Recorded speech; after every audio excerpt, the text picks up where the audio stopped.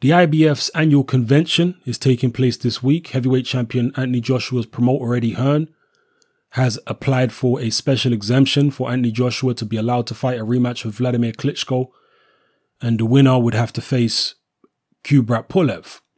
But as far as I'm aware, and as far as I can tell from the information currently out there, Pulev's people have objected to Joshua's special exemption request, and it's now up to the IBF to make a ruling on the matter. The only way that the IBF won't be left to make this ruling is if Team Joshua and Team Pulev come to some type of arrangement or agreement behind the scenes.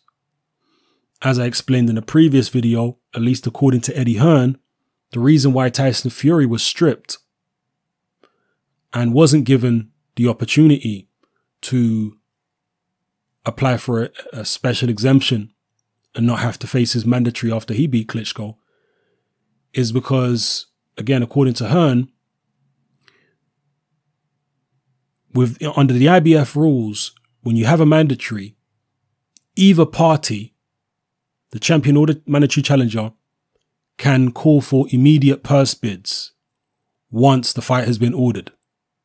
And if immediate purse bids are called, then you can't apply for a special exemption request after the purse bid is called. Eddie Hearn says that he applied for the special exemption request before Team Pulev had the chance to call immediate purse bids. So that's why it seems as though there's a double standard. But again, according to Eddie Hearn, I'm not saying you have to trust him. I would go and consult the IBF rules for yourselves rather. But that's what Eddie Hearn is claiming.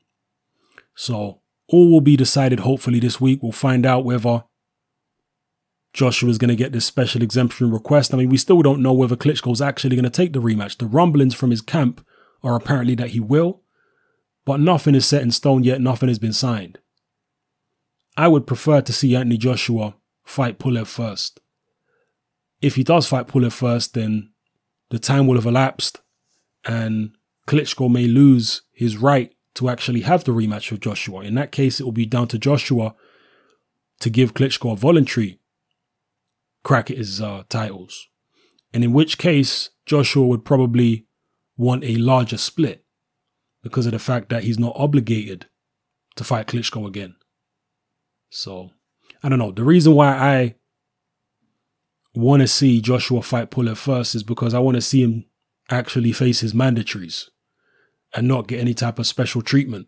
And I know Eddie Hearn has explained that there was different circumstances, as I've just reiterated, but still, I want to see him take care of his mandatories.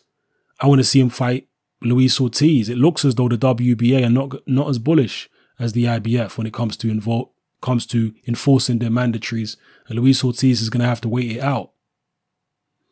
I'd said in a previous video, perhaps Luis Ortiz could get a crack at the WBA regular title instead, because Frazer Kendall, as far as I'm aware, is without an opponent since Shannon Briggs got popped for having elevated levels of testosterone, highly elevated levels of testosterone.